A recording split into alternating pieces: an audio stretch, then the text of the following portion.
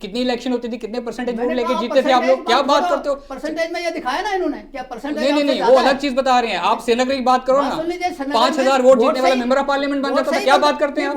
3,000 vote लेने वाला MLA बन जाता था, क्या बात करते हो आप? वोट से बनता था या डंडे से बनता? डंडे से बनता था, क्या बात करते हो? वोट से बनता था। नहीं नहीं, ऐसी बातें गुमराह मत कीजिए, गलत तथ्यों की बात कीजिए ना ना, सीधी बात कीजिए आप, ऐसी बातें मत कीजिए आप। कौन सा प्रोजेक्ट आपने बनाया? कैसे आप लोगों ने सरकारें बनाई? क्यों? कहाँ 50,000 नौजवान लगाया आपने जो आप कहते थे नौकरियां? कौन सा प्रोजेक्ट बनाया आपने? जम्मू कश्मीर का रेत बजरी बेच दी यहाँ से, नहीं नहीं आपने शराब के ठेके बेच दिए। बिल्कुल गलत, गलत बातों से गुमराह मत कीजिए आप। अब क्या बात करते हो? आप लोगों की तरह जम्मू कश्मीर को भारतीय जनता पार्टी नहीं चला रही। नहीं नहीं, हम हर सच्ची बात पे बात करेंगे। आप ऑन रिकॉर्ड आइए मेरे साथ। रिकॉर्ड नहीं होता। ना नहीं नहीं, फहीम साहब को कहता हूँ, आपको 1 to 1 मेरे साथ लाइए, आप डिटेल्स लेके आइए सारी। हवा में बातें मत कीजिए।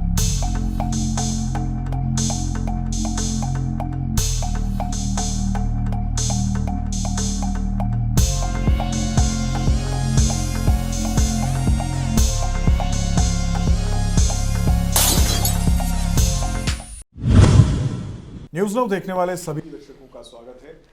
आप देख रहे हैं प्रोग्राम आज का मुद्दा, और आज हम बात करेंगे हाल ही में 5 राज्यों के चुनावों के जो नतीजे आए और उसके बाद भारतीय जनता पार्टी की हैट्रिक, इस पर हम बात करेंगे। और हमारे साथ एक विशिष्ट पैनल है। आपको बता दूं, मेरे एक्सट्रीम राइट बैठे हैं डॉक्टर ताहिर चौधरी, जो स्पोक्स पर्सन हैं भारतीय जनता पार्टी के जम्मू कश्मीर के।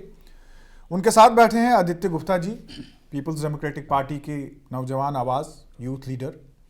और मेरे एक्सट्रीम लेफ्ट कांग्रेस के रविंदर शर्मा जी हैं, किसी तारुफ के मोहताज नहीं हैं, सियासी गलियारों में बड़े कदवर और बड़े पुराने सियासी रहनुमा। उनके साथ बैठे हैं शेख बशीर अहमद, पुराने नेशनल कॉन्फ्रेंस के लीडर, जम्मू खित्ते से ताल्लुक़ रखते हैं और नेशनल कॉन्फ्रेंस की तर्जुमानी जम्मू से करते हैं। आप सभी का प्रोग्राम में स्वागत है। डॉक्टर ताहिर, आपसे शुरू करना चाहूँगा। 28 स्टेटों में से अब 12 स्टेट्स में भारतीय जनता पार्टी का कब्ज़ा। एक तरफ जीत के बाद जो सीनियर लीडर्स हैं भारतीय जनता पार्टी के, उनका ये कहना है कि कांग्रेस मुक्त भारत की ये पहल है।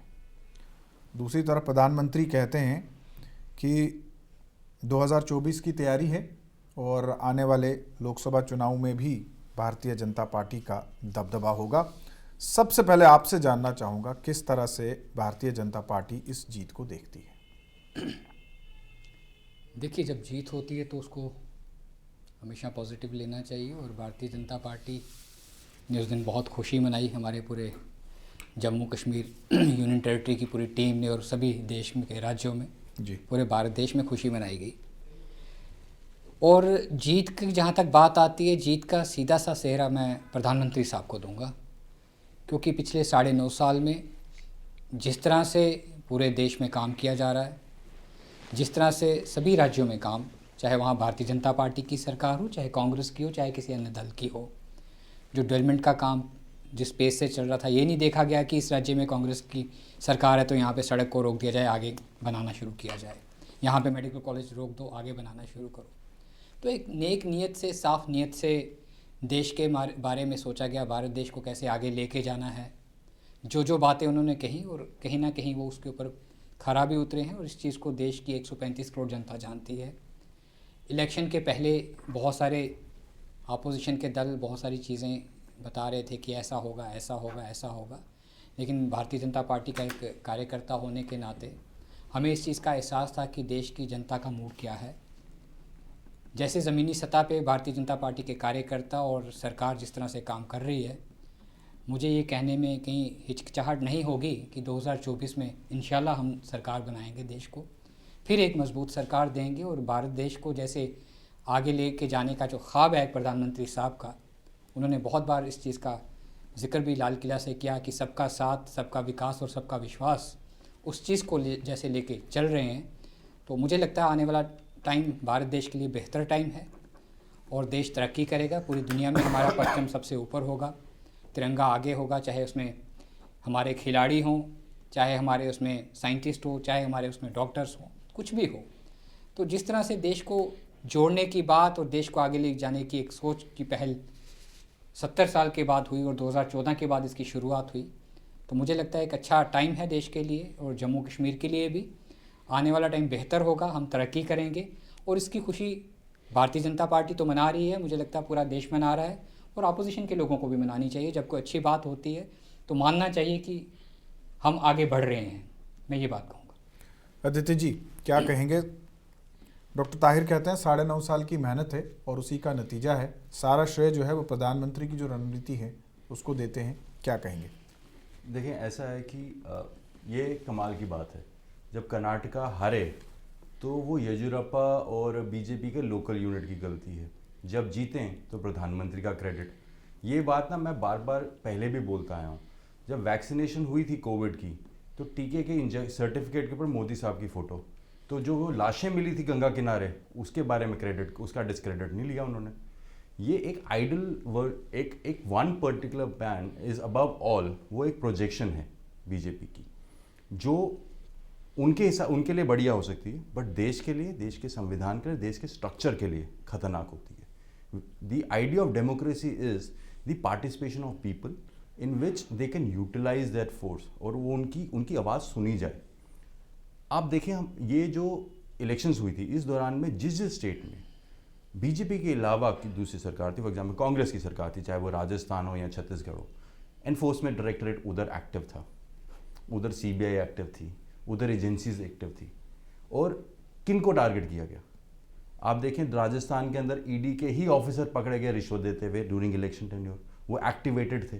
क्या उस टाइम पे आचार संहिता नहीं लागू थी वहाँ पर? आपने लोकल फोर्स बंद कर दी, आप सेंटर से भेज देते हैं। फिर आप देखें कि इस इलेक्शन के अंदर एक और कमाल चीज़ हुई है, उसको मैं आप थोड़ा सा एक अलग डायमेंशन से आपको समझाने। इस इलेक्शन में चाहे वो कांग्रेस हो या बीजेपी हो, सबको सिलेंडर 500 में जा रहा है, कोई 450 में दे रहा है, कोई लाडली बेटी है तो कोई बहना है, किसी को 1000 जा रहा है, किसी को 2000 जा रहा है। आज मैं सोच रहा हूँ कि 4 साल पहले जो पूरा मीडिया, फॉर दैट मैटर पूरी आईटी सेल्स, ये जो लोगों को कहते थे, दिल्ली के लोगों को कहते थे कि आप बिक गए हो मुफ्त की बिजली में, आज क्या आप कहना चाहते हैं? और इसको मैं रिलेट करना चाहता हूँ जम्मू कश्मीर से। हमारी क्या गलती साहब? आप इन 5 स्टेट में 500 का सिलेंडर दोगे, हम क्यों 1000 का खरीदने साहब? हमारे भी इलेक्शन करवा लें, हमें भी पार्टिसिपेशन करने दें। तो जब बीजेपी ये कहती है ना कि इसका सेहरा वो मोदी साहब को देना चाहते हैं, वो गलत है। इसका सेहरा अगर आपको देना, आप एनफोर्समेंट डायरेक्टरेट के चेयरमैन, आपके उनके डायरेक्टर को दे सकते हो, आप सीबीआई को दे। ये सरकार जीती है, ये पॉलिटिकल पार्टी नहीं जीती है, ये सरकार जीती है। इसमें the methods utilised are always under a scanner. एक चीज़ जब मैंने आपको बोला कि क्रेडिट और डिसक्रेडिट में, आप खुद देखें कर्नाटका की जब हुई थी, इन्होंने कहा था हम चिंतन शिविर करेंगे, तब किसी ने नहीं बोला कि जी मोदी जी की कोई रणनीति में फॉल्ट हुआ था। अब आप मुझे बताएं, शिवराज चौहान एंटी इनकम्बेंसी तोड़ के आते हैं, तो ये चीफ मिनिस्टर को क्रेडिट नहीं दे रहे हैं उसका? देखो, सी इज़ अ पॉलिटिकल वर्कर जैसे हम लोग हैं। I think he deserves a due credit. उन्होंने अगर जीती है इलेक्शन, अगर वो, तो अगर मोदी जी को दे रहे हैं क्रेडिट तो फिर तो वो एजेंसी हुई। तो ये एक वन मैन शो जो है, ये जिसको हम शुरू से कहते हैं कि 2 लोग दिल्ली से जम्मू कश्मीर चलाते हैं और यहाँ पे 2 लोग बैठ के उसको एग्जीक्यूट करते हैं। ये वो कॉन्सेप्ट को बिलीव करते हैं जिसके अंदर पार्टिसिपेशन और ग्रोथ ऑफ द नेशन उसको हैम्पर कर रहे हैं। अगर इतना ही आप ग्रो करते हैं, आप इस इलेक्शन कैंपेन के अंदर एक चीज़ और कमाल देखिए, हर इस इलेक्शन कैंपेन में जो भी बीजेपी का नेता स्टेज पे खड़ा हुआ, उसने 370 की बात की, उसने बात की जम्मू कश्मीर की। बट जम्मू कश्मीर के अंदर इलेक्शन नहीं करवाएंगे, क्योंकि पूरे हिंदुस्तान में ये बेच रहे हैं कि जी जम्मू कश्मीर में हमने ये कमाल कर दिया, लेकिन जम्मू कश्मीर की जो ज़मीन पे लोग हैं उनके साथ क्या हुआ उसका कोई बात नहीं करता।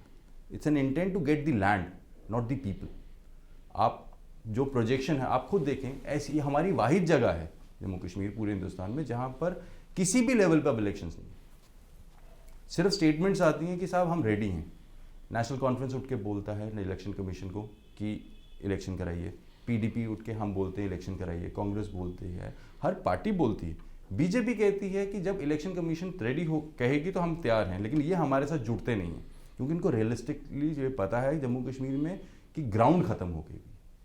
हम क्या कहें, हम तो यही कह रहे हैं कि लोगों की पार्टिसिपेशन होनी चाहिए, सो दैट एक सोशल एक्टिविज्म जो होता है या सोशल आउटरीच होती है वो बढ़ती है। उस चीज़ को ख़त्म कर रही है ये organisation. This organisation is like a cancer at a very infancy stage. अगर इसको कर्ब नहीं किया गया ना तो it will become malignancy which can not be treated, but stage 3 stage 4 पे तो आदमी खत्म ही होना है। अदिति जी, पॉइंट आ गया। शर्मा साहब, दोनों पैनलिस्ट को आपने सुना। एक तरफ डॉक्टर ताहिर का कहना है कि जीत है प्रधानमंत्री की, उनकी 9.5 साल की मेहनत की। दूसरी तरफ अदिति जी कहते हैं कि वन मैन शो है, ये एजेंसीज की जीत है। क्या कहेंगे? देखिए, पहली बात तो ये है कि जीत किसी की भी हो वो मोदी जी की होगी, हार दूसरों की होगी।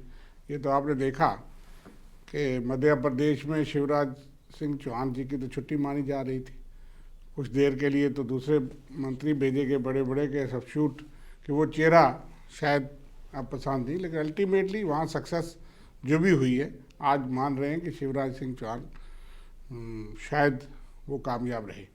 राजस्थान में वसुंधरा राजे जी को ये मुंह नहीं लगा रहे थे, वो इनको नहीं लगा रही थी, लेकिन अल्टीमेटली लास्ट में झुकना पड़ा।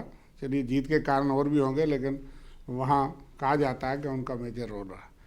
और इसी तरह इनका ये रहता है कि जीत हो तो वो तो एक मानी हुई बात है, वो नई बात नहीं।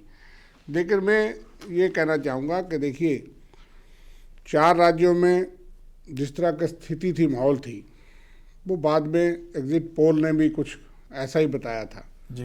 तेलंगाना का एग्जिट पोल और सारे सर्वे जो हैं वो खड़े उतरते हैं, मध्य प्रदेश का बिल्कुल उलट हो जाता है, और छत्तीसगढ़ में एग्जिट पोल भी आपका इतना गलत नहीं होता अगर सब जगह माने जाएं, तो वो पोलिंग के बाद होता है।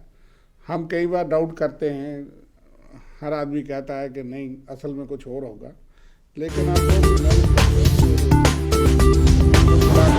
कंपैरिजन में निकल आता है कि क्या होने वाला है। जी।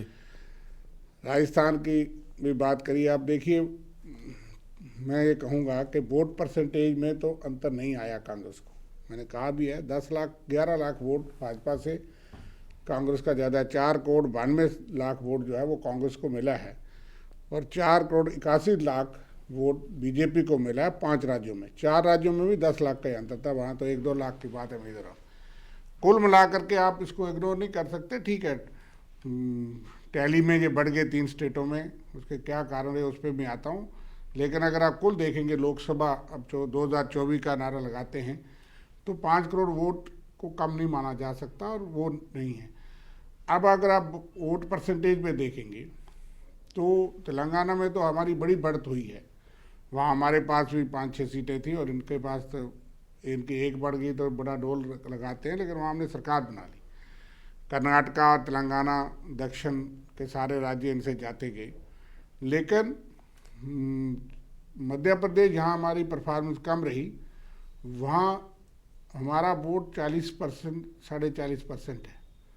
इसी तरह से 39.3% था, राजस्थान में शायद 39.53% हो गया, छत्तीसगढ़ में, और राजस्थान में भी ये स्थिति है। हमारा वोट भी काटा नहीं, बाकी पार्टियों का कहीं वोट उन्होंने लिया या और तरीके से, लेकिन इनको ये चिंता होनी चाहिए। मैं आपको दूसरा आंकड़ा बताने वाला हूँ, 5-6 लाख का अंतर है राजस्थान छत्तीसगढ़ में। मध्य प्रदेश में इनका 2,11,00,000 है, हमारा 1,75,00,000 के करीब वोट है। तो कुल मिला करके नंबर ऑफ टैली में ज़रूर बढ़ गए, मैं उसको मानता हूँ जो भी इनके पास है, लेकिन मैं आपको ये कहूँगा कि अगर आप एक और आंकड़ा देखें, वो भी एक बड़े वरिष्ठ पत्रकार राजदीप सरदेसाई का निचोड़ है, तो इनको वोट जो लोकसभा में मिला था 82 सीट्स जो है, उसमें से इनको जो है वो आज के पैमाने पे भी जाएं तो 16 सीट्स उसमें से कम हो गई, और इनका वोट प्रतिशत राजस्थान में 59% था, जो कि 41% पे आ गया।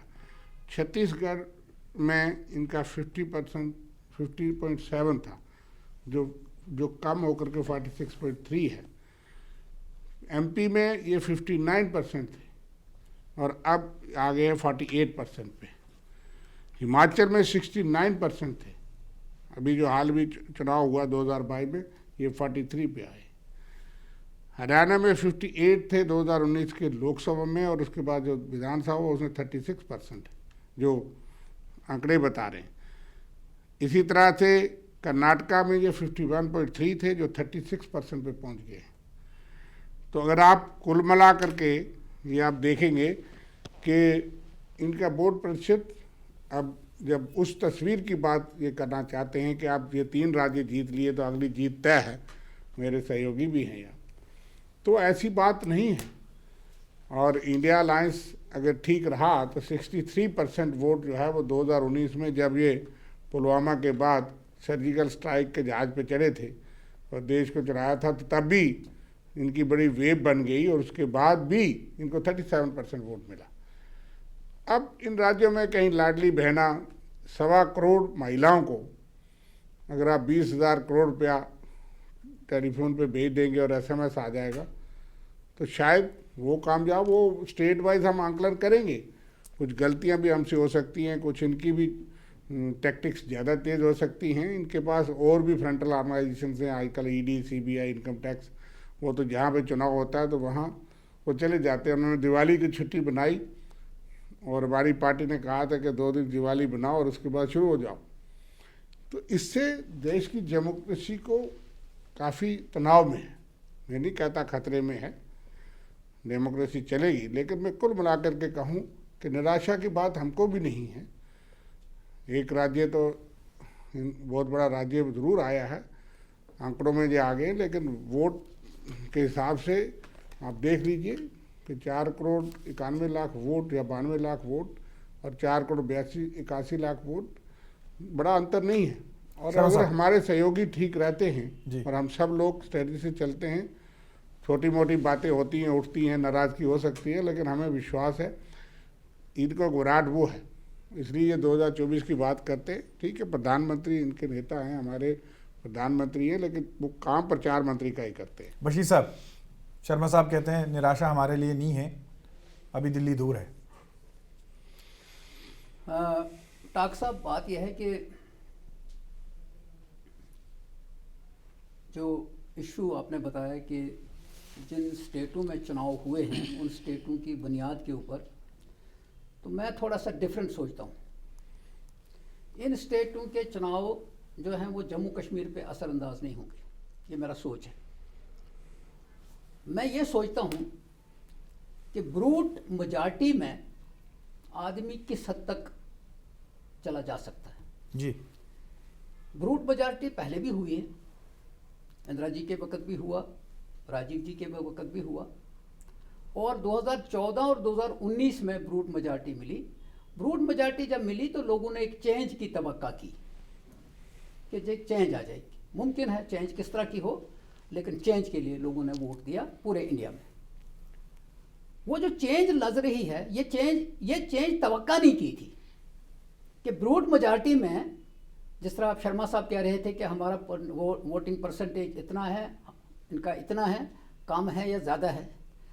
अब डेमोक्रेसी में छोटी अपोजिशन को भी कॉन्फिडेंस में लेना पड़ता है जी। अगर उसको आप कॉन्फिडेंस में लेते हैं, फैसला लेते हैं, तो उसको भी लगता है कि मुझे भी पूछा गया है। वो प्रथा बहुत पुरानी है, लेकिन यहाँ ये है, यहाँ डंडे की हुकूमत है और जम्मू कश्मीर बदतरीन दौर में से गुजर रहा है। जम्मू कश्मीर में कैजुअलिटी है डेमोक्रेसी। और जब लाल किले की बात आपने कही, शायद अब सबसे बड़ा खूबसूरत झूठ पार्लियामेंट में बोला जाता है और या लाल किले पे बोला जाता है। भरोसा किस चीज़ का करेंगे आप? अगर पार्लियामेंट की बात करें तो होम मिनिस्टर ने जब 370 तोड़ा, उसने कहा जनाब हम चुनाव कराएंगे। कब कराएंगे ये नहीं बताया। जम्मू कश्मीर में 370 तोड़ा, जम्मू कश्मीर को जेल बनाया, पूरे जम्मू कश्मीर को। सारी दुनिया जानती है, आप भी जानते हैं, मैं भी जानता हूँ, सब जानते हैं। अगर इसको कहेगा कोई झूठ तो गलत है। बनाया, 3 चीफ मिनिस्टर आपने उसको रखे जेल में और बाद में उनको उसके बाद छोड़ा। अब अगर किया आपने तो लोगों से वोट ले लो। अब 5 साल होने लगे हैं तो डेमोक्रेसी कैजुअल नहीं है जम्मू कश्मीर में। अच्छा, फिर 6 महीने पहले इन्होंने तैयारी कराई कि जनाब ये जो लोकल बॉडीज़ हैं इनके चुनाव बस तैयार हैं। हर एक आदमी तैयारी कर रहा था। जो ही नज़दीक पहुंचे उन्होंने कहा नहीं, ये भी नहीं कराएंगे। पंचायतें जनवरी से ख़त्म हो रही हैं जी। लोगों की जो उम्मीद होती है जब डेमोक्रेटिकली इलेक्टेड होता है, चाहे बीजेपी का ही क्यों ना हो, तो लोगों को एक उम्मीद होती है, उसके पास जाके अपना दुखड़ा सुनाते हैं। We have been ruled by the bureaucratic setup. अच्छा, आ जाइए पूरे इंडिया के अंदर जब ईडी की बात करते हैं तो आपने की कि ईडी वहाँ केरला में ईडी ने कहीं छापा मारा, लाइव है वो। तो जब ये सूरत है कि आपके ऑफिसर पकड़े जा रहे हैं, और वो ऑफिसर कौन है? वो बाज़ाब्ता चुने हुए ऑफिसर हैं जो अपोजिशन को टारगेट कर रहे हैं। क्यों? जब कोड ऑफ कंडक्ट लगा था तो ईडी उससे पहले कहाँ नहीं थी? आपने उन स्टेटों के अंदर यूज़ किया, क्यों किया? फिर दूसरी चीज़ आई है, मैं दूसरी बात कर रहा हूँ, मैं इसमें नहीं जाऊँगा, रिपीट करूँगा कि किसको वोट ज़्यादा है किसको कम है। मैं ये चाहता हूँ कि जो अदारे हैं, आप इलेक्शन कमीशन के अदारे को भी अंडरमाइन कर रहे हैं। और याद है आपको कि इलेक्शन कमीशन का जो चीफ इलेक्शन, ये क्या नाम है, चीफ जस्टिस ऑफ इंडिया, उसको बाहर करने का एक रास्ता बना रहे थे। अभी हो सकता है ये कर ही दें। मैं आज समझता हूँ, मुझे डाउट है, मैं छोटा आदमी हूँ, मुझे डाउट है अगर ये सिलसिला चलता रहा, लोगों का डेमोक्रेसी के एतमाद खत्म हो जाएगा। इलेक्शन हारना जीतना इमटेरियल है। वाजपेयी जी ने जब 5 साल निकाले तो थोड़ा पहले ही उसने अनाउंस कर दिया, मुझे याद है उसका नारा लगा शाइनिंग इंडिया, तो इलेक्शन करा दिए, वो हार गए। अच्छा, जो ये स्टेटों के चुनाव हुए हैं जहां, वहां एग्जिट पोल कुछ और कह रहे थे, रिजल्ट कुछ और आए। अभी वहां पड़तें खुल रही हैं, मैं तो वहां नहीं हूं, वहां दुनिया की नजरें लगी हैं, पड़तें खुल रही हैं, कुछ सोशल मीडिया के ऊपर भी कुछ चीज़ें आने लगी हैं, पर मैं ये उनको अलग छोड़ता हूँ। ठीक है, कहीं कहीं गलती भी हो जाती है, हो जाता है, बहरहाल सीटें जीत, इन्होंने गवर्नमेंट बनाई है। एक आदमी हर एक फार्मूला यूज करके एक जगह पहुंचता है, टारगेट होता है कि मैंने प्राइम मिनिस्टर बनना है।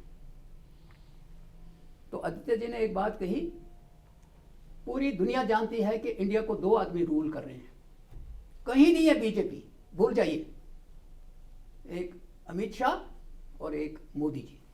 हक है, हम नहीं कहेंगे कि भाई वो क्यों करते हैं, पार्टी है उनकी, अगर वो चुप है तो हमें क्या शोर करने की जरूरत है। लेकिन सवाल ये है, जो सिस्टम चलाने के लिए मुशावरत होती है छोटी अपोजिशन के साथ, 370 उठाया, इतनी बड़ी पार्टियां थी, उनकी भी पार्टी थी, पूछ लेना था भाई हटाने से पहले क्या करना चाहिए।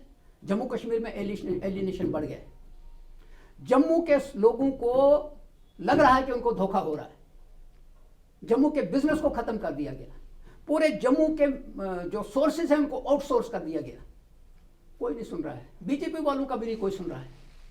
आ जाइए तीसरी बात, हम कहते हैं जिन मोदी जी जब आए, लोगों ने 2019 में भी मोदी जी को वोट दिया, लोगों ने 2014 में भी मोदी जी को वोट दिया, वेलकम, बहुत अच्छा।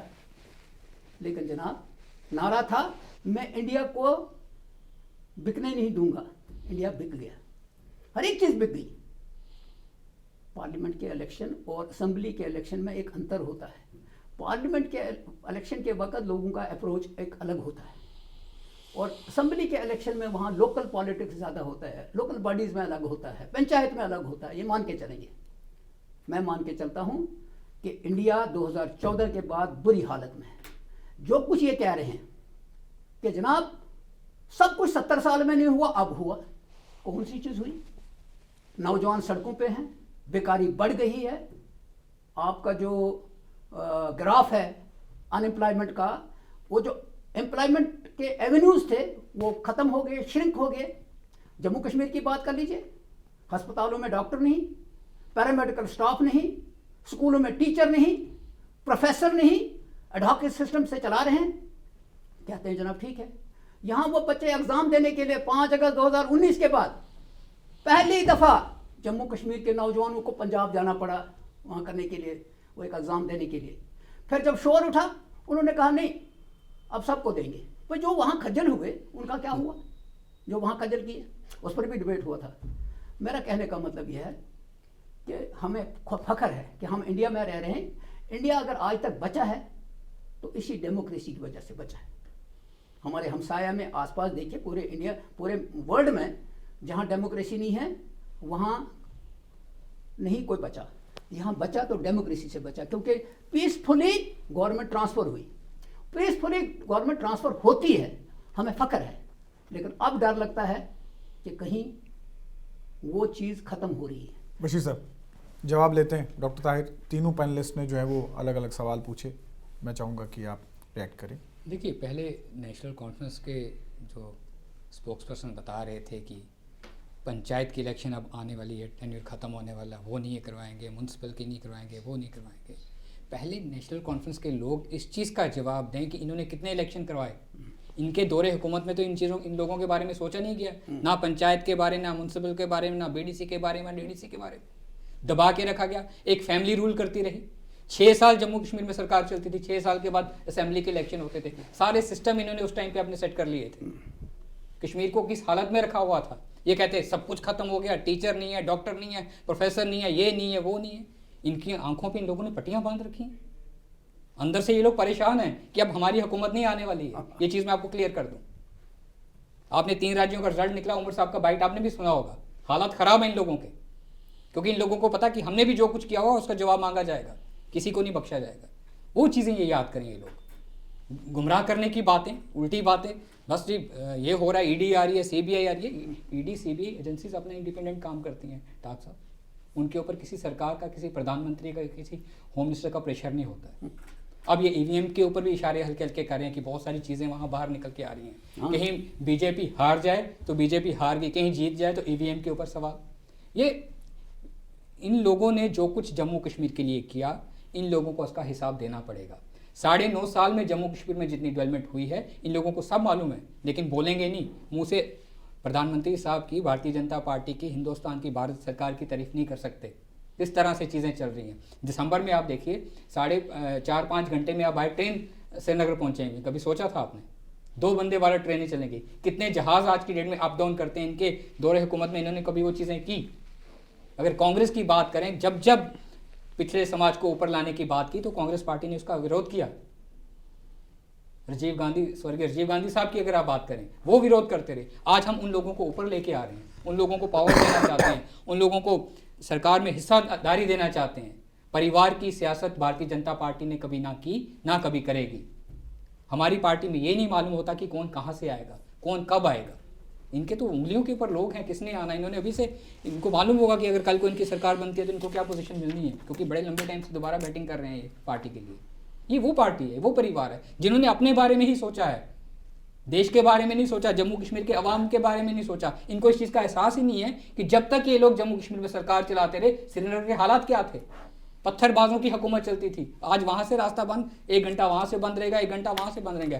कांग्रेस के स्पोक्स पर्सन बैठे हुए हैं, बहुत सीनियर हैं, ये सारी चीज़ें समझते हैं। ये गाड़ियों पे पत्थरबाजी होती थी, माँ बाप के बच्चे स्कूल नहीं जा पाते थे, कॉलेज नहीं जा पाते थे, यूनिवर्सिटी नहीं जा पाते थे। एक आम सब्जी बेचने वाला अपना घर बार नहीं पाल सकता था। वो चीज़ें इन लोगों को मालूम नहीं। आज श्रीनगर में आप देखो, सब कुछ पटरी पे आ गया, सब कुछ ट्रैक पे आ गया। वो पत्थरबाज कहाँ गए? बच्चे स्कूल में जा रहे हैं, बच्चे क्रिकेट के टूर्नामेंट खेल रहे हैं, स्पोर्ट्स की एक्टिविटीज़ हो रही हैं, सब कुछ हो रहा है आज की डेट में। एक सब्जी बेचने वाला अगर सुबह अपनी रेडी लगाता है तो शाम को उसको मालूम है कि मैं सही सलामत अपने घर में पहुंचूंगा। तो उन चीज़ों के ये जवाब कहाँ देंगे? ये नहीं दे सकते हैं ये लोग, क्योंकि देखिए दिल के अंदर बेईमानी है। अब सोच रहे हैं कि कैसे दोबारा कुछ किया जाए। मैं भी डॉक्टर साहब के साथ इनकी बात होती है, बड़े करीबी हैं, सोचते होंगे पॉलिसी बनाई जाती होगी। डॉक्टर साहब को मैं बड़े परेशान देख रहा था आज पार्लियामेंट हाउस में, अमित शाह साहब बोल रहे थे। अब परेशानी का टाइम चल रहा है और दोबारा कोशिश की जा रही है किसी ढंग से कुछ करके आगे आया जाए, लेकिन वो चीज़ें नहीं आएंगी। जम्मू कश्मीर का गरीब आवाम को हमने ऊपर लाना है, उनको आगे करना है, और आवाम इस चीज़ को समझता है। उसी का रिजल्ट ये 3 राज्यों में आया है और 2024 में भी उसी का रिजल्ट आएगा, क्योंकि जो जनता है देश की 135 करोड़ आवाम है, वो सब कुछ समझता है कि सही कौन है, गलत क्या है। और जो गलत लोग हैं, जिन लोगों ने झूठे वादे किए, लोगों को गुमराह किया, चाहे यहाँ के एसटी समुदाय के लोग हों, चाहे पहाड़ी हों, चाहे कोई भी हो, उनको गुमराह करते रहे, घुमाते रहे, अपनी सरकारें बनाते रहे और खुद मिल बांट के खाते रहे। वो चीज़ें अब होने वाली नहीं हैं। ये लोग उस चीज़ को भूल जाएं, सीधे रास्ते पे चलें, देश की तरक्की की बात करें, डेवलपमेंट की बात करें, तो मुझे लगता है कोई अच्छा होगा। हर चीज़ पे उंगली नहीं उठानी चाहिए। हर चीज़ पे प्रधानमंत्री साहब पे उंगली उठाई जाती है, हर चीज़ पे अमित शाह साहब के ऊपर उंगली उठाई जाती है। तो भारतीय जनता पार्टी का एक डिसिप्लिन पार्टी है, जिसको हमारी ऑर्गेनाइजेशन टॉप पे रखती है। हम सब उसको मानते हैं, उसका कहना मानते हैं। ये नहीं कि एक उसके पीछे चल रहा है, एक उसके पीछे चल रहा है। ये एक अलग परिवार है, संगठन है एक, तो सिस्टम से हम लोग काम करते हैं। हमारा कार्यकर्ता भी अगर ऊपर से कुछ चीज़ का मैसेज आ जाता है, उसके ऊपर काम करता है। इन लोगों को उस चीज़ का एहसास है और हम लोगों ने किस तरह से मेहनत करके देश में हम लोग काम कर रहे हैं, ये भारतीय जनता पार्टी का कार्यकर्ता ही समझता है। ये लोग तो किसी बात की तारीफ नहीं करेंगे क्योंकि इनको कुछ नहीं दिख रहा। इनको इन्होंने बता दिया ना कि हॉस्पिटल्स में डॉक्टर नहीं है, हॉस्पिटल नहीं है, इनको ये नहीं पता कि कितने नए हॉस्पिटल्स खुल गए, कितने एम्स खुल गए, कितने IIM खुल गए, कितने IIT खुले। इन लोगों ने तो कभी सोचा भी नहीं था इन चीज़ों का। तो कहाँ से ये लोग करेंगे? ये बातें कर सकते हैं, लोगों को गुमराह करने की बातें की जा सकती हैं, चाहे NC हो, कांग्रेस हो, PDP हो, इससे ज़्यादा कुछ नहीं की जा सकती। आदित्य जी क्या कहेंगे? एक मिनट डॉक्टर साहब, मैं एक मिनट, मैं थोड़ा सा मैं नहीं करूँगा ये, क्योंकि ये डिबेट है। ले लेते हैं जी बताएं। पहली चीज़ ये है, परिवार सिर्फ डॉक्टर फारूक और मुफ्ती सईद का नज़र आ रहा है, जिसके साथ चीफ मिनिस्ट्री भी की। जब बीजेपी के अंदर 50 लोग हैं परिवार, हमारे परिवार खुद कुर्सी पे दौड़ के नहीं बैठे, they have been elected by the people. जनाब वो कितनी इलेक्शन होती थी, कितने परसेंटेज वोट लेके जीतते थे आप लोग? क्या बात करते हो? परसेंटेज में ये दिखाया ना इन्होंने, क्या परसेंटेज? नहीं, वो अलग चीज बता रहे हैं। आप श्रीनगर की बात करो ना, 5000 वोट जीतने वाला मेंबर ऑफ पार्लियामेंट बन जाता था, क्या बात करते हैं आप? 3000 वोट लेने वाला MLA बन जाता था, क्या बात करते हो आप? वोट से बनता था या डंडे से बनता? डंडे से बनता था, क्या बात करते हो? वोट से बनता था। नहीं, ऐसी बातें गुमराह मत कीजिए, गलत तथ्यों की बात कीजिए ना, सीधी बात कीजिए आप, ऐसी बातें मत कीजिए आप। कौन सा प्रोजेक्ट आपने बनाया? कैसे आप लोगों ने सरकारें बनाई? क्यों? कहाँ 50,000 नौजवान लगाए आपने, जो आप कहते थे नौकरियां? कौन सा प्रोजेक्ट बनाया आपने? जम्मू कश्मीर आपने का रेत आवाम बजरी बेच दी यहाँ से, नहीं, आपने शराब के ठेके बेच दिए। बिल्कुल गलत बातों से गुमराह मत कीजिए आप। अब क्या बात करते हो? आप लोगों की तरह जम्मू कश्मीर को भारतीय जनता पार्टी नहीं चला रही। नहीं, हम हर सच्ची बात पे बात करेंगे। आप ऑन रिकॉर्ड आइए मेरे साथ। रिकॉर्ड नहीं होता ना नहीं, फेम टॉप साहब को कहता हूँ, आपको 1 to 1 मेरे साथ लाइए, आप डिटेल्स लेके आइए सारी। ऐसे हवा में बातें मत कीजिए। बशीर साहब, आदित्य जी चलिए अपने आदित्य जी आप दीजिए जवाब। शर्मा साहब 2 मिनट। नहीं ठीक, ऐसा है कि 3 चीजें उठ आई रही हैं। Speak on my turn. BJP के स्पोक्स पर्सन ने, और उनके हिसाब से वैलिड चीजें उन्होंने पहली चीज बोली कि परिवारवाद, दूसरी बात उन्होंने बोली कि उन्होंने जम्मू कश्मीर को काफी कुछ दिया है, तीसरी बात उन्होंने बोली ट्रेन की, और चौथी बोली अस्पताल की। मैं चारों चीजों का 5 मिनट में जवाब दूंगा। सबसे पहली बात है ट्रेन की। सर, ट्रेन तो जा रही है, वो डेवलपमेंट का हिस्सा है, बट ट्रेन का सबसे बड़ा नुकसान किसको होने वाला है? जम्मू को। क्योंकि जम्मू में जब आप उस टूरिज्म के स्टॉपेज को हटा दोगे और एक्सेस डायरेक्ट कश्मीर मिल जाएगा, क्योंकि पहले क्या था, अब चाहे वो अमरनाथ यात्रा हो या टूरिज्म हो, जो लोग फ्लाइट से डायरेक्टली श्रीनगर नहीं जाते थे, वो जम्मू आते थे, जम्मू के बाजारों में होते थे, उसको कंट्रोल करते थे, वहां से होता था। दूसरी बात परिवारवाद। जब परिवारवाद आती है ना बात, सर मुझे याद आता है, क्योंकि हम लोग, हमारी जनरेशन है, तो जय शाह के पप्पा ने जय शाह को कैसे बिठाया वहां पे कुर्सी पे? वो कौन सा वहां पर इंडिया के लिए वर्ल्ड कप जीत कर आया था 83 में, या उसके अलावा 2003 में उससे कौन सा फाइनल खेल लिया था? तो ज्योतिरादित्य सिंधिया जो हैं वो भी तो आए हैं परिवारवाद। पीयूष गोयल है। आप लिस्ट चाहते हैं, मैं आपको 27 नामों की लिस्ट देता हूं, मैंने 27 नाम पढ़ के बताए हुए हैं। अब इनका क्रेडिट जो भी, अब ज्योतिरादित्य सिंधिया और जय शाह को, दोनों को मैं कंपेयर नहीं करना चाहता, क्योंकि Jyotiraditya Scindia may come from a political family, वो उसको एक जंप मिल सकता है। देखो परिवारवाद का क्या, अगर एक आदमी एक व्यापार करता है तो उसका जो बच्चा होता है वो उसी व्यापार में जाता है, नहीं तो वो कोई और काम करता है। तो नेपोटिज्म और बाय सेइंग परिवारवाद बाय कन्वीनियंस नहीं हो सकता। मुझे बताते जय शाह को तो बैट पकड़ना नहीं आता साहब, मजाक ही सारा वही है हिंदुस्तान के साथ। आपने खुद देखा है, when the trophy was being given as an embarrassment was walking right next with the prime minister. There was an embarrassment walking for India, for us it was an embarrassment. See this is the youth that you are talking about. आप उसके जम्मू के साथ, मैंने आपके show पे पहले भी बोला है, जम्मू को मिले नवरत्न बीजेपी की तरफ से, वो नवरत्न 9 है।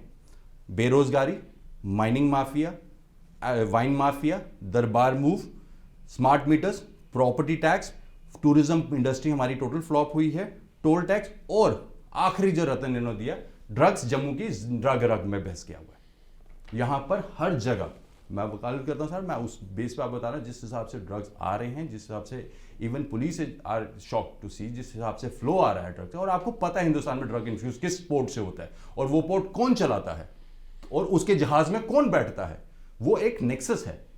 This is one man for whom you are selling off the complete country. आप ये नहीं कह सकते साहब उठ के कि आपने जम्मू से आखिर अस्पताल, आपने बहुत अस्पताल बनाए। आप इंटरेस्टिंगली इनका आर्गुमेंट ये था कि डॉक्टरों को आप छोड़ो साहब, अस्पताल देखो कितने में। साहब अस्पताल में बैठेगा कौन? डॉक्टर चाहिए ना साहब।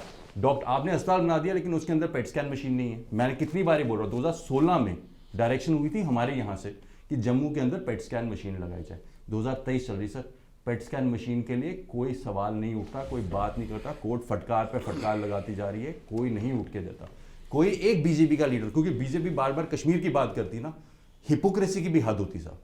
एमएलए आपने यहां से जीते, यहां पर आपने बोला बीजेपी जम्मू की नुमाइंदगी है, जम्मू को स्टेटस देगा, जम्मू साहब ये तो था, इट्स अ फैक्ट। अब आप जाकर कश्मीर में कर रहे हैं और जम्मू को आप कॉम्प्रोमाइज करो, बिकॉज आप ये ले रहे हैं कि आप जम्मू को सोच रहे हैं फॉर ग्रांटेड। ये हिपोक्रेसी है। इवन जो आपने अभी ये कर रहे हैं रिजर्वेशन, मेरे को तो हैरानी है, पीओजेके की आबादी ऑलमोस्ट 10 लाख है, उनको आप एक नुमाइंदगी, एक नॉमिनेशन सीट दे रहे हैं, आप उनको दें। या कश्मीरी पंडित, एक नॉमिनेशन, कश्मीरी पंडित को नॉमिनेशन ही चाहिए, उसकी एक सीट रिजर्व होनी चाहिए कि वहां पे कश्मीरी पंडित कैंडिडेट ही होगा, ताकि वो जो एमएलए होगा वो किसकी नुमाइंदगी करेगा, वो करेगा कश्मीरी मुस्लिम की, कश्मीरी सिख की, वो कम्युनिटी तब वो अंदर घुसेगी। आप सुपरफिशियल करें, आप किसको बेवकूफ बनाना चाहते हैं? ये बेसिकली जिस लीडर का जितना एजुकेशनल क्वालिफिकेशन है, जितना उसका रीच होती है, उसकी सोच भी उतनी होती है। And that is the reason people like me have started really feeling कि यार ये सिस्टम भी पूरा खराब हो गया, we have to jump into politics because we have to safeguard the country and this system. अच्छा जी, शर्मा साहब आप कुछ ऐड करना देखिए, बात यह है, ताहिर साहब आज जीत के जश्न में हैं और अमित शाह का भाषण सुन के आए हैं, थोड़े एग्रेसिव हैं, तो होना भी चाहिए, इनको मुबारक है, लेकिन इतना भी नहीं, तजर्बेकार लोग हैं सारे। और इन्होंने राजीव जी का नाम पता नहीं किस कंटेक्स्ट में लिया कि SC ST OBC, लेकिन मैं इनको ताज़ा याद कराता हूँ। जिस पंचायत राज की आप बात करते हो, आपको मालूम है कि 73rd और 74th में SC और ST को रिजर्वेशन OBC को किसने दी देश भर में? राजीव गांधी थे। और महिलाओं को 33%। आहिस्ता आहिस्ता वो जहाँ लागू हुआ उसमें अमेंडमेंट शुरू हुई। 89 का पंचायत राज मुझे मालूम है कांग्रेस नेशनल कॉन्फ्रेंस था, शफीउद्दीन साहब का कंसेप्ट था। मैं आपको काट रहा हूँ, जब मंडल कमिशन का था उस टाइम पे अपोजिशन में राजीव गांधी साहब भी उसको अपोज करते थे। मेरी बात को, मैं उस टाइम की मेरी बात को कंप्लीट बीच में जरूर करिए, मुझे बताने दीजिए। ये मैं फैक्ट्स पे बात कहूँगा, और उसको हमने अमेंडमेंट की time to time, Congress PDP, Congress National Conference. Last 2014 में जे BDC से लेके तमाम पंचायत राज में 73rd 74th इनकॉर्पोरेट था। TDC सिर्फ आपने बाद में अमेंडमेंट करके लाया, क्योंकि आपने सोचा BDC हम जीते नहीं, एक DDC भी बना लेते। चलो वो अलग बात है, लेकिन वो पूरे देश में वो SC ST OBC की रिजर्वेशन और महिलाओं की रिजर्वेशन का क्रेडिट कांग्रेस को, राजीव गांधी को देता है। आज भीमराव अंबेडकर जी का डेथ एनिवर्सरी है, पुण्यतिथि, हम उनको श्रद्धांजलि भी देते हैं। लेकिन आपको याद है कि अंबेडकर साहब ने क्या कहा था, जिनको हम आर्किटेक्ट ऑफ कॉन्स्टिट्यूशन कहते हैं, फादर ऑफ कॉन्स्टिट्यूशन कहते हैं? उन्होंने कहा, उन्होंने लिखा है, I was surprise when I was made the member of the constitution drafting committee, but I was more surprise when I was made the chairman of the drafting committee. आज सब कुछ प्रधानमंत्री मोदी जी करते हैं ना, अगर कोई बंदा सड़क पे बच जाता है वो भी मोदी जी करते हैं। तो उस वक्त भी तो पंडित नेहरू थे, लॉ मिनिस्टर वो हमारी पार्टी से नहीं थे अंबेडकर साहब। पहला प्रथम लॉ मिनिस्टर जो है वो विपक्ष दल से उनकी काबिलियत पे और उनकी कंट्रीब्यूशन पे फ्रीडम स्ट्रगल में उनको लॉ मिनिस्टर बनाया गया। Doctor Shyama Prasad Mukherjee health minister थे। 5 वो मंत्री थे जो नेहरू जी से सहमत नहीं थे, कांग्रेस के विरोधी थे, लेकिन वो थी डेमोक्रेसी, वो थी कैबिनेट। जो आपके प्रमुख रहे उनको भी कैबिनेट में उन्होंने दिया। डॉक्टर अंबेडकर साहब ने जो बनाया वो अकेले तो नहीं ना बनाया, उसमें कॉन्स्टिट्यूशन ड्राफ्टिंग कमेटी और कॉन्स्टिट्यूशन असेंबली ने उसको पास किया। आज जो SC ST OBC को मिल रहा है ये उसी संविधान का है, उसके निर्माता वो है, लेकिन उसमें सारे लोग थे। आज अगर 4 लोग 5 लोग हम डिबेट कर रहे हैं तो आप पढ़िए।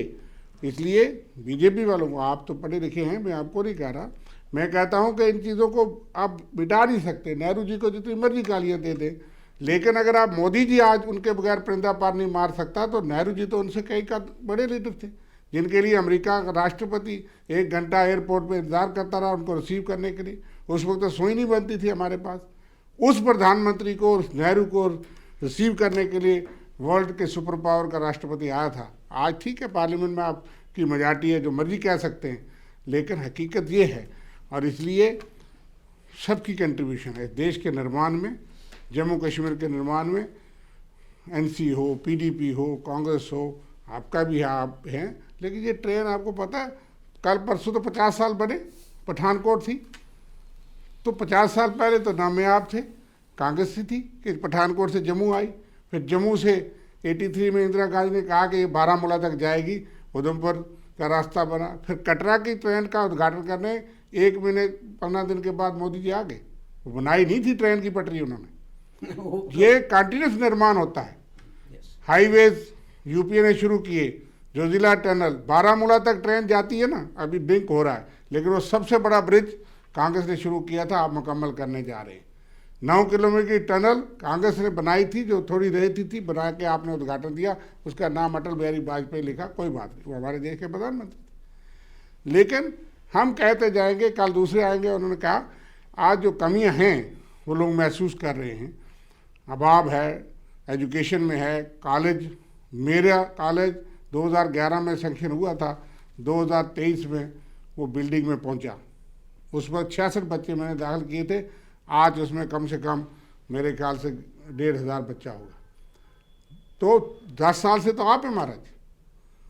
10 साल पहले मैं हॉस्पिटल एक शुरू किया था सुंदरबनी 18.5 करोड़ का, अभी बिल्डिंग के खंडरात हैं, उसमें कब बिल्डिंग मुकम्मल होगी, कुर्सियां लगेंगी, इक्विपमेंट होगा। तो डेवलपमेंट क्लैरिफाइड होनी चाहिए, कुछ की है। मैं और उदाहरण दे सकता हूँ, बड़े उदाहरण ना भी। मेरे एक ड्रीम प्रोजेक्ट था 52 करोड़ का, एक लिफ्ट इरीगेशन स्कीम थी, बैरीपत्तन लिफ्ट इरीगेशन। 15 करोड़ खर्च होकर के अभी उसमें जितना हमने काम किया था, आपके श्यामलाल जी आज आने वाले थे, वो आए नहीं, मैंने याद दिलाता, उसका पत्थर भी तोड़ दिया उनका मेरा, क्योंकि वो 15 करोड़ के खर्च से जहाँ खड़ी है वहीं है, और 10 साल हो गए। तो अब मैं ये कहता हूँ कि यहाँ अखबारों में, मीडिया में कहने से सब कुछ ठीक नहीं है। ये तो एक डेवलपमेंट का एस्पेक्ट है। दूसरा एस्पेक्ट है कि डेमोक्रेसी की बात का आज क्यों डर लगता है। डेमोक्रेसी, पार्टिसिपेटरी डेमोक्रेसी थी, उन्होंने कहा कि ठीक है, विपक्ष के भी 5 कैबिनेट मंत्री होंगे, सबसे पावरफुल लोग थे। हाँ। आज जो है गृह मंत्री जी उठ के जो मर्जी कह दें, नेहरू जी तो आज जिंदा नहीं है, 10 साल जेलों में रहे। खानदान की बात क्या करते हो भाई, 3 लोग तो शहीद हो गए उस खानदान के, लोग चुन के भेजते हैं। अब जिन जो शादी नहीं करते उनके खानदान नहीं, लेकिन आस पड़ोस वाले होंगे। अमित शाह जी का उन्होंने मिसाल दे दिया, और कई हैं। वो अगर जीत के आता है, कल ताहिर साहब का बेटा जीत के आ जाएगा तो वो है, हाँ थोड़ा सा एडवांटेज मिल जाता है, लेकिन सिर्फ ये एक मुद्दा बना लेना, आप उसकी मेरिट पे जज करो। और अब तो राष्ट्रीय अध्यक्ष भी चुन के आ गए हमारे, वो खानदान का मुद्दा जो है वो उसी पे ले जाते हो, जिन लोगों ने देश के लिए कुर्बानी दी, सिटी के प्रधानमंत्री। ये एक बहुत बड़ा मुद्दा नहीं, कौन डिलीवर करता है। और बात यह है कि विभाजन से, नफरत से डेवलपमेंट पे दीजिए 1 करोड़ 25 महिलाओं को आप दे देंगे, चलो वो खजाना आपके पास है वो दीजिए। लेकिन गहलोत साहब भी तो 500 का सिलेंडर देते रहे, फिर वो क्यों हार गए। 25 लाख, आप 5 लाख का कहते हो कि बहुत बड़ा इलाज होता है, तो 25 लाख का मुफ्त इलाज करवाते थे, और 50 लाख उन्होंने काम करेंगे। देश किस तरफ चल पड़ा। जी, मेरा कहने का मतलब ये है कि जम्मू कश्मीर में क्या आप बेचेंगे, उन्होंने गिना दिया, वो अलग बात है। लेकिन हम ये ठीक बात उन्होंने कही कि हमारा सबका ये होना है, जीत कोई किसी की भी होती है, लेकिन सबकी ज़रूरत होती है, ओपोजिशन की भी ज़रूरत होती है। ये नारा ही गलत है। विपक्ष मुक्त भारत आप करना चाहते हैं, कोई वो भी लोग बताइए ना जो आपके पास गए, उनके खिलाफ CBI ED क्यों बंद हो। नहीं, प्रधानमंत्री जी इंटरफेरेंस करते, बहुत अच्छे आदमी हैं, लेकिन कोई और करता होगा। यहाँ आपका ही एक साबका मंत्री जो है उसके पीछे पड़े, अपने तरफ भी जरा नज़र लगाते, कुछ और लोग भी शायद मिल जाते उनको तो चोर इस सोसाइटी में, जम्मू कश्मीर में कई लोगों ने। लेकिन यह क्यों टारगेट किया जाता है, इस पर सवाल उठता है। वो तो बनाई इसीलिए गई, वो तो शायद आपके ज़माने में नहीं बनी होगी, वो कांग्रेस के ज़माने में ही बने होंगे, CBI, इनकम टैक्स, ED। लेकिन उनका काम ये नहीं था कि जहाँ चुनाव हो तो वहाँ वो पहुँच जाए। शर्मा साहब पॉइंट आ गया। बशीर साहब आप कुछ ऐड करना चाहेंगे प्रिसाइज, लेकिन वक्त की कमी है। मैं ज़्यादा तो ऐड नहीं करूँगा जी, क्योंकि जब हम किसी डिबेट में हिस्सा लेते हैं तो जो पर्सनल पॉलिटिक्स और ये जो एक वर्ड बना है जी, परिवार, ये बीजेपी के माइंड में अब आ गया है। परिवार परिवार परिवार, और वो बिल्कुल दुरुस्त कहा, परिवार ये अपना भूल जाते हैं, नंबर 1। नंबर 2, जम्मू कश्मीर, मैं जम्मू कश्मीर की बात करूंगा। जम्मू कश्मीर में इन्होंने एक जिक्र किया कि पंचायतों के चुनाव इन्होंने क्यों नहीं करवाए।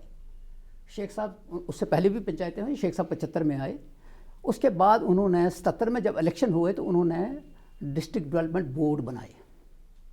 उसमें जो पंच सरपंच बन के आता था वो इलेक्टेड सरपंच उस डिस्ट्रिक्ट डेवलपमेंट बोर्ड का हिस्सा होता था। पूरा दिन मीटिंग होती थी, उसमें मिनिस्टर्स बनते थे, उसके ऊपर इम्प्लीमेंटेशन होती थी। उसके बाद जितने भी फैसले जम्मू कश्मीर के होते डेमोक्रेटिकली हुए। जम्मू कश्मीर और लद्दाख बजट थोड़ी थी, अब थोड़ी उस वक्त थी, उसके हिसाब से थी। आज 1,17,000 करोड़ जम्मू और कश्मीर की बजट है। ये कहते हैं बहुत कुछ हुआ। जम्मू भी वही है, कश्मीर भी वही है। जम्मू बुरा है। हाँ, दीवार बनी हुई है, उस पर पेंट कर दिया, उसके ऊपर चित्रकारी हो गई, दीवार नहीं बनाई। मैंने इसीलिए जिक्र किया सीधा, मैं चूंकि डिबेट में ज़्यादा हिस्सा नहीं लूँगा, अब चूंकि मैंने सीधा इसीलिए कहा कि आप हमें ये बताइए, आप तो कहते थे नौजवानों को जी नौकरियाँ देंगे, मुझे बताइए 50,000 60,000 ना, यहाँ चूँकि वो सतपाल जी कह रहे थे 50,000 नौकरियाँ खाली हैं, तो आप उन्हीं को फिलअप करो। वो नहीं किया। रिटायर कोई हो जाता उसकी पोस्ट फिलअप नहीं होती है, वैक्यूम है, लेकिन कोई पूछता नहीं है। उसके बाद सारी चीज़ें हैं, इसके ऊपर डिबेट की जा सकती है, पर मैं समझता हूँ इलेक्शन हारते भी हैं, इलेक्शन जीतते भी हैं, हमने भी हारे हैं, जीते भी हैं। इन्होंने जिनके साथ हुकूमत की उनको नहीं बख्शा। आज उस पर जब हुकूमत की तब परिवार नहीं था, तब बीजेपी वालों को मुफ्ती सईद का परिवार नजर नहीं आया, वो होम मिनिस्टर ऑफ इंडिया था। इसलिए उस परिवार के मामले में आप 10 दफ़ा सोचिए क्या बात कर रहे हैं। फारूक अब्दुल्ला ने वाजपेयी के ज़माने में जिनेवा में नुमाइंदगी की इंडिया की, उस फारूक अब्दुल्ला को आप ये कह रहे हैं। आप कहते हैं फारूक अब्दुल्ला परेशान है, कोई परेशानी नहीं है, फिक्र मत करिए, नेशनल कॉन्फ्रेंस पूरा मुकाबला करेगी आपका। बशीर एक बार जी। कहूँगा कि इन्होंने कहा 20,260, जहाँ तक मुझे याद है, शायद आपके पेपर में था, पोस्ट इन्होंने अबॉलिश की। हाँ, खत्म कर दी। इन्होंने एक आर्डर निकाला कि 2 साल से जो पोस्टें भरी नहीं गई, खत्म कर दी। उनको पोस्टें ही खत्म कर दो। ये एंटी यूथ फैसले नहीं है। हाँ। मैं आंकड़ा देखो, इनका ऑर्डर है कि आपने भरनी है, कि वो यूथ ने, अनएम्प्लॉयड यूथ ने भरनी है पोस्ट, वो तैयार है सर्टिफिकेट लेकर के, आप अप्लाई नहीं करवाते, आप भरते नहीं हो, आप रेफर नहीं करते, ये भी ऑर्डर निकल जाएगा और आपको। जिनकी निकाली और दूसरी उनका मैं हाल कहता देखो, हूँ, वो दूसरा सड़क पे। वो तो स्कैम है। एक बात भी और कहना चाहता हूँ कि आप बड़ा तोहफा दे रहे हैं। 15 लाख के करीब रिफ्यूजीज कहते हैं, POK से 40,000 फैमिलीज जो हैं वो रजिस्टर्ड है, कुछ अनरजिस्टर्ड है। उस वक्त अगर 47 में 40,000 थे तो आज 2024 में कितने होंगे? कम से कम 3 लाख फैमिली होगी। उनको मल्टीप्लाई करो, उनके लिए एक सीट। आपने वादा किया था कि हम डीफ्रीज करेंगे, 1/3 पॉपुलेशन POJK के यहाँ आ गई है, उनको 1/3 सीटें देंगे। 1/3 8 सीटें बनती हैं किस पैमाने पे? एक MLA 1 लाख 1.25 लाख पे बनता है। 15 लाख को एक सीट देंगे, वो भी नॉमिनेट करके आप ताहिर साहब को भेजेंगे या रैना साहब को भेजेंगे, भेजें। अगर क्योंकि UT की रिकमेंडेशन दिल्ली साहब। कैबिनेट करेगी, कॉल नहीं, कश्मीरी पंडित को दो। उनका भी कोई रेशियो रखो ना कि इतने लाख पे MLA बनता है, शर्मा इतने। साहब जल्दी करें तो नॉमिनेशन का concept he against the mandate है। जी। कल 90 लोग जीत के जाएंगे। मैं तो कहता हूं कि आप देते हैं इलेक्शन को। सांगा असेंबली कॉन्स्टिट्यूशन में प्रावधान है कि वो लोग जहां पे भी हैं वहां वोट डालते हैं, उनका MLA चुनता है। आप रिफ्यूजीज को देते, उनके लिए इलेक्टोरल कॉलेज बनाते, वो 8 सीटें आप देते। कश्मीरी पंडित्स को भी उनकी पॉपुलेशन के मुताबिक देते और इलेक्ट करके भेजते। आप तो अपने नुमाइंदे भेजने की प्रयास करते हैं कि 90 लोग चुन के आएंगे और 6-7 को हम वोटिंग राइट देंगे। ये भी एक मैंडेट को डिफीट करने की बात है। हम एडिक्वेट रिप्रेजेंटेटिव चाहते थे, शर्मा बाकी बातें तो साहब अलग। पॉइंट आ गया। ताहिर जी। साहब 2-3 चीज़ें जो सामने आई, परिवारवाद पे भी जवाब जो है वो आपको तीनों पैनलिस्ट की तरफ से मिला। दूसरी लैंग्विस्टिक जो प्रोजेक्ट्स होते हैं हमारे, उनके बारे में भी बात हुई। आपने कहा कि ये हमने किया, वो हमने किया, उस पर भी बात हुई। और तीसरी बात हुई रिजर्वेशन को लेकर जो सवाल पूछे गए। नहीं, देखिए रिजर्वेशन को लेके जो सवाल किए जा रहे थे अभी, प्रधानमंत्री साहब की सोच, चाहे ST कम्युनिटी के लोग हों, चाहे SC हों, चाहे OBC हों, चाहे गोरखा समाज हो, चाहे पाकिस्तान वेस्ट रेफ्यूजीज़ हों, उनके बारे में जब हम लोग अपोजिशन में थे तब भी हम उनके लिए लड़ते थे। उनके लिए अगर कोई प्रोटेस्ट करता था तो भारतीय जनता पार्टी करती थी। वाल्मीकि समाज के लोग, गोरखा समाज के लोग, उनके लिए अभी तक अगर किसी ने प्रोटेस्ट किए तो भारतीय जनता पार्टी नहीं किए। ये हम लोगों ने खुद किए हुए हैं। ये 2008 में करते थे, 2007 में करते थे, 6 में। हुकूमत तो इन लोगों की होती थी, हम लोग तो कभी हुकूमत में रहे नहीं। हम लोग तो हमेशा संघर्ष करते रहे कि इन पिछड़े हुए लोगों को आगे कैसे लाना है। NC के तर्जुमान बड़ी बातें कर रहे थे कि शेख अब्दुल्ला साहब ने ये किया, फारूक अब्दुल्ला साहब ने ये किया। अगर किया होता तो वो आने वाले टाइम पे पता चलेगा क्या किया, क्या नहीं किया इन लोगों ने। वरना ये हालात नहीं होते जम्मू कश्मीर के स्पेशली वो हालात नहीं होते इनके दौरे हुकूमत में। जो कुछ होता रहा वो आपने भी देखा, सारी दुनिया ने देखा हुआ है। आज वो चीज़ें नहीं हो रही। आज आम इंसान वहाँ का खुश है। क्यों खुश है? क्योंकि हालात ठीक हैं, सब कुछ ठीक है। ये कहेंगे नहीं हालात नहीं ठीक हैं, क्योंकि ये लोग यही कहते हैं कि आज भी वैसे ही सब कुछ है। बहुत सारी चीज़ें इंप्रूव हुई हैं। 75% जम्मू कश्मीर डेवलपमेंट की तरफ बढ़ चुका है। मुझे लगता है जो थोड़ी बहुत कसर रहती है वो 2024 में ऐसा ऐसा वो भी ठीक होगी। जम्मू कश्मीर का आने वाला जो फ्यूचर है बहुत अच्छा है यहाँ के नौजवान का, यहाँ के लोगों का, क्योंकि पूरे भारत देश के साथ जैसे जम्मू कश्मीर डेवलपमेंट कर रहा है, ये चीज़ें किसी ने सोची नहीं थी। जम्मू कश्मीर के लोगों ने नहीं सोची थी, जम्मू के लोगों ने नहीं सोची थी, हमारी पहाड़ी क्षेत्रों के लोगों ने नहीं सोची थी। तो चीज़ें बदल रही हैं, सरकार में बड़ा कुछ चेंजेस आ रही हैं आहिस्ता आहिस्ता। आने वाला टाइम जो होगा अच्छा टाइम होगा, बेहतर टाइम होगा। और अपोजिशन के लोग जो भी कहते रहे, हम लोगों का काम है काम करना, देश को आगे लेके जाना, जम्मू कश्मीर को आगे लेके जाना। वो भारतीय जनता पार्टी का कार्यकर्ता, भारतीय जनता पार्टी का पूरा जो एक टीम है हमारी, हम उस तरह से काम करेंगे और हम लोग काम करते रहेंगे। क्योंकि हमारी जो सोच है उसमें है कि तिरंगे को कैसे आगे लेके जाना। आपको मालूम होगा महबूबा मुफ्ती जी कहती जी 370 जाएगा, कोई तिरंगे को उठाने वाला नहीं रहेगा। आज तो श्रीनगर के हर जगह पे तिरंगा नज़र आ रहा है। तो ये कहने की चीज़ें हैं अपोजिशन की, अपोजिशन कहती रहेगी, हम लोग काम करते रहेंगे। हमारा एक ही सिस्टम है, हम काम करते हैं, काम की दिशा में चलते हैं, पॉजिटिव सोच के लोग हैं। भारतीय जनता पार्टी कहते हैं ना, आप भी चुनाव करते, श्रीनगर से लड़ते, आप भी जीत जाते। देखिए चुनाव भी होगा, शर्मा साहब क्या नहीं नहीं नहीं, देखिए तिरंगा हर घर में है। इलेक्शन कमिश्नर जब उसका अनाउंस करेगा, चुनाव भी होगा, सब कुछ होगा, 2005 सरकार भी आपका ही चैनल पे रह गया था ये बोलना कि रिक्वेस्ट मेरे फिर से बीजेपी के प्रवक्ता को कर रहा हूँ कि साहब आप आगे चलें, हम आपके पीछे चलेंगे। आप इलेक्शन कमीशन को एक हाथ से दरखास्त दें कि साहब इलेक्शन कराओ, जम्मू कश्मीर के लोगों के साथ जाब्ती हो रही है, उनका हक है, फंडामेंटल राइट है वोट डालना। पूरे हिंदुस्तान, आप मुझे बताएं प्रियंका, 2015 में किसी यूथ ने वोट डाला होगा, उसके लिए डेमोक्रेसी क्या है कश्मीर की? कि 9 साल से इलेक्शन नहीं। आपको what if you go back in history and try to find out, one of the reasons जिससे मिलिटेंसी इंक्रीज हुई थी was the no confidence in democracy. आप उसी को प्रूव कर रहे हैं वापस। आप पूछते पथराव क्या है, मैं पूछता हूँ आपसे, वो लड़के कहाँ हैं? वो सारे कौन सी जेल में हैं? आगरा में कितने हैं? राजस्थान में कितने हैं? आपने जर्नलिस्ट कितने हैं? आपके खिलाफ इतनी पिक्यूलियर फाइंडिंग दी है डिवीजन बेंच ने इस गवर्नमेंट के खिलाफ फहाद शाह के केस में कि साहब जिस बंदे का कोई लेना देना नहीं, कोई बेस नहीं, कोई इवन एयोटा ऑफ एविडेंस नहीं, एक जर्नलिस्ट आपने अंदर डाल दिया क्योंकि आपको उसके कहना पसंद नहीं था, क्योंकि वो ग्राउंड पे जाकर लोगों का सवाल पूछ रहा था। आपने आप डंडे की बात करते हैं, आप न्यूज़ क्लिक के साथ क्या हुआ था? Why did you leave them out on second day? क्या आपने एनडीटीवी का कैसा टेक ओवर किया था? आप मुझे बता दें हम लोग किस इंडेक्स पे? जब आप बोलते हैं 3 ट्रिलियन की इकॉनमी, हम 5 ट्रिलियन की इकॉनमी में, मेरे को वो नहीं देखना। मुझे वो 81 करोड़ 50 लाख आदमी दिखता है जिसको आप मुफ्त राशन देते हैं। इंडिया की 65% पॉपुलेशन मुफ्त राशन ले रही है। उसका मतलब हंगर इंडेक्स, अगर वो राशन नहीं मिलेगा उसको, तो उसके बाद रोजगार नहीं, वो क्रम्बल कर रहा है सिस्टम। क्या ये ग्रोथ है देश की? इसीलिए तो वर्ल्ड हंगर इंडेक्स में हम नीचे चले गए, गरीब हो गए। इंडेक्स में नहीं। और आप बात करते हैं, आप हमेशा सवाल उठाते हैं, हम बांग्लादेश से, पाकिस्तान से भी नीचे हैं। राजीव गांधी पे, कभी आप इंदिरा गांधी पे, कभी मरहूम मुफ्ती साहब पे, कभी शेख अब्दुल्ला साहब पे। हमारी ना एक सभ्यता है, जो स्वर्ग से धार जाता है ना, हम उसके बारे में बुरा नहीं कहते। ये हिंदुस्तानी सभ्यता है। अब बीजेपी वो हिंदुस्तानी सभ्यता फॉलो करती है नहीं करती, वो तो मैं आप पे छोड़ता हूँ, वो आपको पता है कि कितना करते हैं वो फॉलो, क्योंकि वो लिहाज होता है, वो तमीज़ होती है। हमारे बुजुर्गों ने हमें छोटे होते ही सिखाया हुआ है, रिस्पेक्ट, वो इज्जत होती है।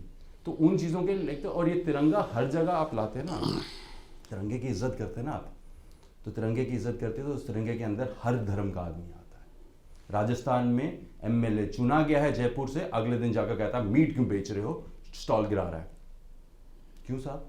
इंडिया एक्सपोर्ट करना बंद कर दे, बैन कर दो ना हिंदुस्तान, राजस्थान में बैन ही कर दो मीट, देखते हैं कितना सरवाइव करता है आपका इंडस्ट्री। आपने बीफ के ऊपर इतना तमाशा किया, आप बंद करो ना, बीफ एक्सपोर्टर क्यों हैं हम, आप बंद करें। आप मॉरल लेक्चर मत दो, लीड बाय एग्जाम्पल। आप यही सारा है इशू सारा ये है कि इनको लगता है, इन्होंने यूथ की, कहते हैं यूथ को कि यार हम 80-20 की राजनीति करेंगे, आप धर्म बचाओ, देश के बारे में मत सोचो। आप मत सोचो कि आपको रोजगार मिला नहीं मिला। 6 लाख, ये डेटा मांग रहे हैं, 6,61,250 यूथ अनएम्प्लॉयड था जम्मू कश्मीर में जुलाई 2023 का इंडेक्स। तो अगर ये कहते हैं कि इन्होंने कमाल किया है, तो नहीं किया साहब। एटलीस्ट जम्मू के साथ आपने, you have not stabbed in the back, you stabbed us in the chest. आपने मुंह पे करके और आपने कहा जो करना है करो, हम देख लेंगे, हम तो चले कश्मीर में ही, हमने वही नैरेटिव बेचना है क्योंकि हम इंटरनेशनल। मगर ये फिर भी कहते एक हैं लास्ट पार्ट, मैं सिर्फ एक पार्ट जोड़ना चाहता हूँ सर। G20 पे एक इमेज थी सर, उससे स्ट्रांग इमेज कोई हो नहीं सकती। ये बीजेपी के लोग उठ के या आरएसएस के लोग उठ के गांधी को बोलते हैं ना, आपने देखा था आज तक एक आदमी के आगे टॉप 20 देशों के लोग सरमस्तक होकर नमन कर रहे थे, वो कौन था? वो महात्मा गांधी। जब आप सवाल उठाते हो ना इन चीज़ों के, तो आप अपने गिरेबान में देखो कि आप किसके ऊपर सवाल उठाते हो। यहाँ पर आपका नेशनलिज्म टूटता है। When you do not acknowledge the fact कि देश को आज़ादी दिलाई किसने, किन लोगों ने, हर एक आदमी जिसने जंग लड़ी उस आज़ादी की उसने किया। ये उठा के ले आए हैं सावरकर, इनके हिसाब से is a freedom fighter may be, but he is not above Mahatma Gandhi, he may not be above any other freedom fighter. But आपने एक वो कर दिया, आप 37 की पहले का सावरकर और 37 के बाद का सावरकर पढ़ ले। आप हिस्ट्री में किताबें पढ़ी उन्होंने, आप, मैं हमेशा कंपैरिजन करता हूँ Nazi Germany and India in last 9 years। किताबें डिस्ट्रॉय वहां पर भी हुई थी, यहाँ पर भी चैप्टर्स डिलीट। आदित्य जी खत्म करें, टाइम कम है। सो ये इनका जो अप्रोच है ना, इट इज वन, मैं पहले, it is an idol worship towards one person to be bigger than everything else. ये सारी जिंदगी ये पहले कहते रहे कि ये आप नरेंद्र मोदी स्टेडियम जो है वो किसके नाम पर चेंज करके बना था? सरदार पटेल। सरदार पटेल का। और क्या चाहिए सर आपको? उसका हिपोक्रेसी, वो कहते हैं ना, वो प्रधानमंत्री कहते थे हिपोक्रेसी की भी हद होती है, तो साहब ये आप ही के लिए है हिपोक्रेसी। आप भी बताते, हमें एक्सप्लेन करते इस चीज को। चलिए, डिबेट में हमने ये कोशिश की कि ये जानने की कि जीत के बाद सभी राजनीतिक पार्टियां, जम्मू कश्मीर की जो बड़ी राजनीतिक पार्टियां हैं वो क्या सोचती हैं। और जहां एक तरफ ये बात की गई कि भारतीय जनता पार्टी ने जो है वो अपना सक्सेस फार्मूला पिछले 9 साल का जो है वो बयान किया, और उनका ये मानना है कि पिछले 9 साल की जो मेहनत है वो प्रधानमंत्री की मेहनत है, और उसी वजह से 5 राज्यों में से 3 बड़े राज्यों में जो है इन्हें समर्थन मिला है। वहीं दूसरी तरफ से बाकी जो पैनलिस्ट हैं उनका ये मानना है कि भारतीय जनता पार्टी जम्मू कश्मीर में जम्मू कश्मीर के लोगों के साथ जो हो रहा है उसका हिसाब दे, और जब भी जम्मू कश्मीर में चुनाव होते हैं लोग अपने गुस्से का इजहार जो है वो ज़रूर करेंगे। लेकिन दूसरी तरफ भारतीय जनता पार्टी के जो स्पोक्स पर्सन हैं उनका ये मानना है कि भारतीय जनता पार्टी ने जम्मू कश्मीर के भले के लिए बहुत कुछ किया है, और आने वाले समय में जब भी जम्मू कश्मीर में चुनाव होंगे तो लोग जो है वो भारतीय जनता पार्टी का दामन जरूर थामेंगे। डॉक्टर ताहिर, आदित्य जी, रविंद्र शर्मा जी, बशीर साहब, आप सब ने वक्त निकाला, हमारी इस डिबेट में हिस्सा लिया, आपका बहुत बहुत शुक्रिया। तो ये था आज का मुद्दा। एक नए मुद्दे के साथ होगी आपसे फिर मुलाकात, इजाज़त दीजिए, आदाब।